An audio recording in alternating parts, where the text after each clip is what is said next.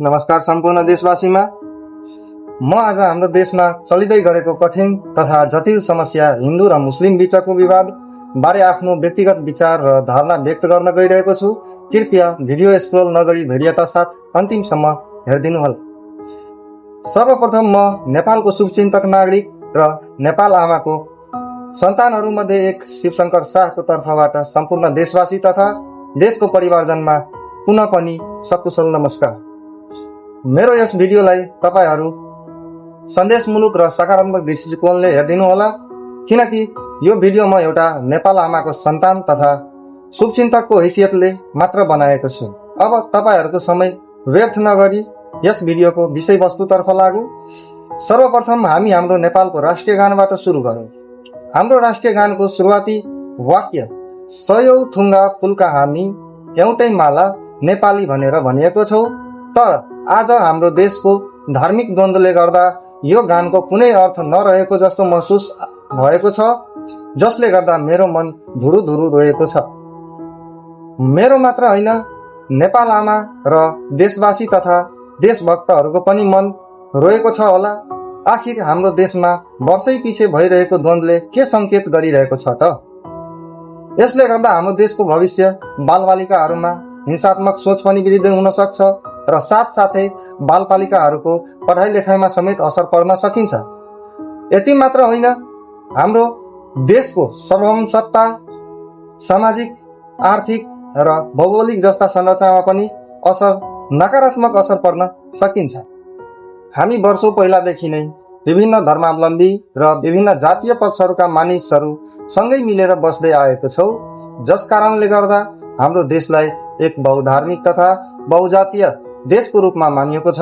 हाम्रो देश एक बहुधार्मिक तथा बहुजातीय भए तापनि कुनै किसिमको एक आपसमा हिंसात्मक क्रियाकलाप नभएकोले गर्दा र एक आपसमा राम्रो मेलमिलाप भएकोले गर्दा हाम्रो देशलाई शान्तिपूर्ण देशको प्रतीकको रूपमा र मेलमिलापको व्यवहारलाई मध्यनजर गर्दै हाम्रो देशलाई व्यावहारिक नागरिकको देश र शान्त देशको प्रतीकको उदाहरणको रूपमा देखाइएको छ।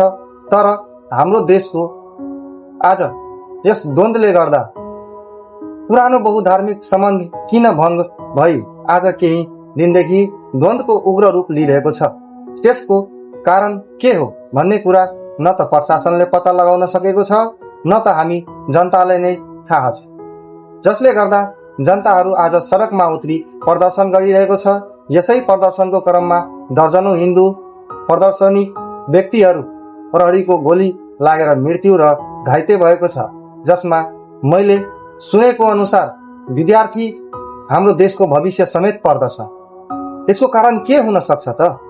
के यो कुनै राजनीतिक दलको चाल हो कि के यो कुनै देशले घुसपेठी गरी धार्मिक द्वन्द्व फैलाई हाम्रो देशको शान्ति सुरक्षा भङ्ग गर्ने तथा हाम्रो देशको अस्तित्व मेटाउने चाल हो कि वा हिन्दू मात्रै मार्ने मुस्लिम समुदायहरूकै चाल हो कि के हो? म यो प्रश्नहरू सोचेर कुनै राजनीतिक दल, कुनै धार्मिक धर्ममै आरोप लगाउन खोजेको छैन। यसको यथार्थ कारण के हो जसले गर्दा हाम्रो देशको महत्त्वपूर्ण संरचनाहरूमा निकै नकारात्मक प्रभाव पर्न गएको छ?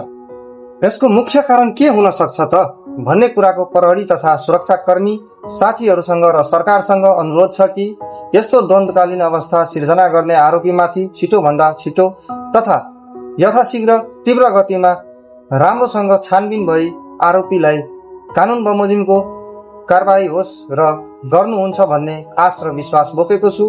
हामी जान्दछौँ कि तपाईँ सुरक्षाकर्मी तथा सरकारलाई यस जनताको आक्रोश तथा यस आपतकालीन दललाई व्यवस्थापन गर्न धेरै जटिल समस्याहरू भोग्नु परेको छ होला र यस जटिल तथा द्वन्द्वकालीन अवस्थालाई मध्यनजर गर्दै हाम्रो सुरक्षाकर्मी साथीहरू र सरकारद्वारा सुशासन कायम राख्दै र प्रहरी हाम्रो साथी भन्ने भनाइलाई आधार मानी वा कायम राखी यस आपत विपद अवस्थाकालीन द्वन्द्वको समाधान गर्नु नै हुन्छ भन्ने विश्वास र आश बोकेको छु।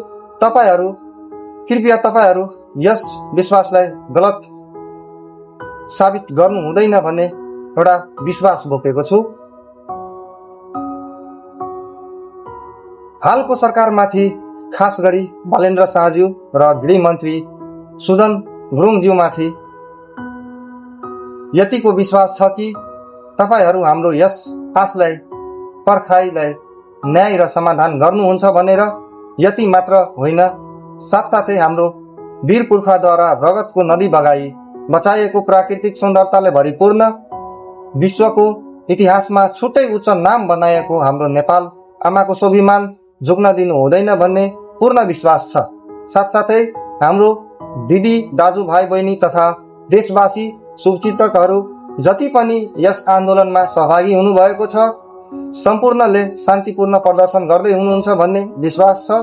किनभने देशको सामान्य क्षति हुनु भनेको पनि हाम्रै नेपाली जनताकै क्षति हुनु हो र सरकारको साथसाथै यस घटनाप्रति हामी सबै नेपाली देशवासी शुभचिन्तकहरूको दायित्व र कर्तव्य निरन्तर रूपले जारी तथा निभाउँदै गरौँ। अन्त्यमा यस धार्मिक प्रदर्शनका क्रममा शहीद हुनुभएका सम्पूर्ण शहीदमाथि यस नेपालको आमाको सन्तान यानी मेरो व्यक्तिगत तर्फबाट हार्दिक श्रद्धाञ्जली।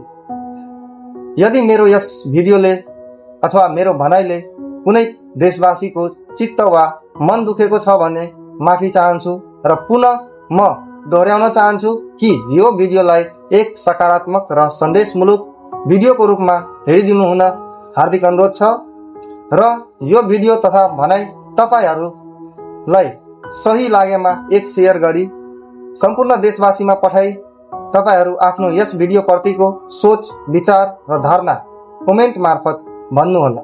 धन्यवाद। हाम्रो देश हाम्रो गौरव हाम्रो शान हाम्रो प्राण भन्दा प्यारो छ। हाम्रो देश हाम्रो गौरव हाम्रो शान प्राण भन्दा प्यारो छ। जय नेपाल, जय नेपाल।